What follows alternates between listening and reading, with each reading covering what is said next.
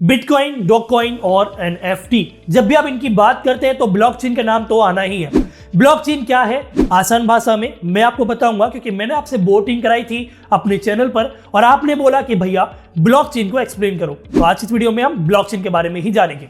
सबसे पहले आप जान लेते हैं बिटकॉइन। बिटकॉइन के बारे में आप जानते हैं ये एक क्रिप्टो करेंसी है और ये काफी ज्यादा सिक्योर है, ये डिसेंट्रलाइज है। लेकिन ये सिक्योर किसके कारण है, ये आपने कभी सोचा?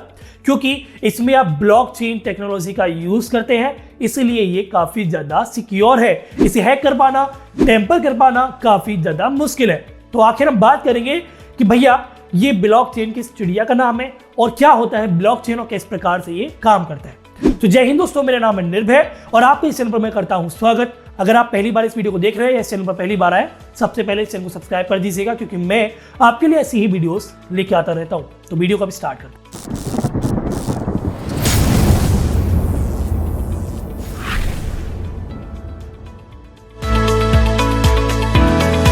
हालांकि ब्लॉकचेन टेक्नोलॉजी काफी पुरानी है। 2009 में सतोशी नाकामोटो ने ब्लॉकचेन को क्रिप्टो करेंसी बिटकॉइन में यूज करने की एक थ्योरी दी थी।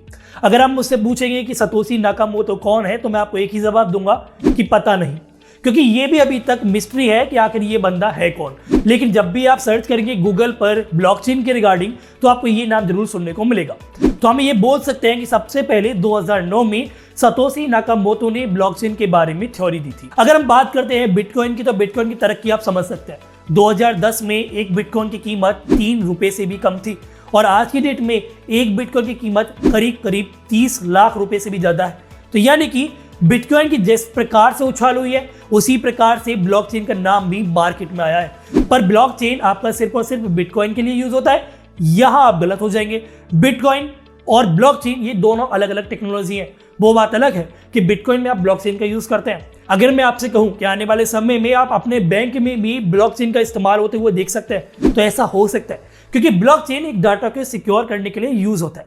ब्लॉकचेन को एक प्रकार से हैक कर पाना नामुमकिन सा ही होता है। ब्लॉकचेन जैसा कि नाम है वैसा ही इसका काम है, ब्लॉक और चेन, यानी कि आपके पास मल्टीपल्स ब्लॉक है और उनको एक दूसरे से कनेक्ट करके आपने क्या बनाई, एक ब्लॉक की चेन बनाई। यही तो ब्लॉकचेन है। एक ब्लॉक के अंदर 3 चीजें होती हैं, डाटा, हैश और पिछले वाले ब्लॉक का हैश। और ये जो डाटा होता है वो आपका बिटकॉइन का डाटा होता है। यानी कि आपने बिटकॉइन किसको सेंड किया, सेंडर कौन था, रिसीवर कौन था, कितना बिटकॉइन आपने सेंड किया, और मतलब मैं एग्जांपल आपको बिटकॉइन का ही दे रहा हूं, कुछ और भी हो सकता है। तो वो जो डाटा होता है वो उस ब्लॉक के अंदर सेव होता है और वो इंक्रिप्टेड फॉर्म में होता है, इसलिए वो सिक्योर होता है।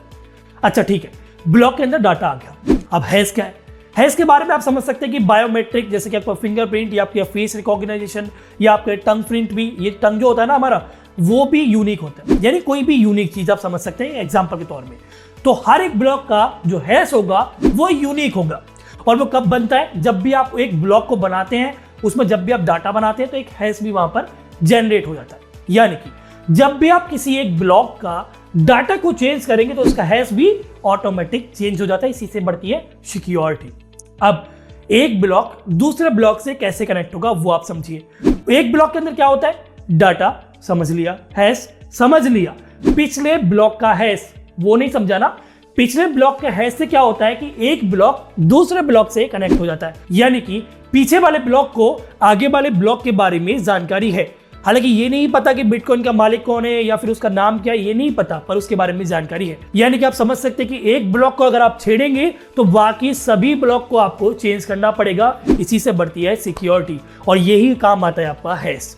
तो ब्लॉकचेन काफी सिक्योर टेक्नोलॉजी है, जिसके अंदर आप एक ब्लॉक के अंदर या मल्टीपल ब्लॉक के अंदर डाटा को सिक्योर करते हैं और उसके अंदर एक आपकी प्राइवेट की होती है जिसे आप हैश बोलते हैं। और जब भी आप डाटा को चेंज करते हैं तो आपका हैश जो है वो चेंज हो जाता है और पीछे वाले ब्लॉक का भी हैश आपके पास होता है। यानी कि हर एक ब्लॉक के पास दूसरे ब्लॉक की भी जानकारी होती है। तो आशा करता हूं आपको ब्लॉकचेन समझ में आया होगा। अगर आपको ये वीडियो पसंद है तो वीडियो को लाइक कर दीजिएगा और ऐसी वीडियो के लिए चैनल सब्सक्राइब करना बिल्कुल मत भूलिएगा। आज की वीडियो में सिर्फ इतना ही। वीडियो के लिए शुक्रिया, धन्यवाद, जय हिंद।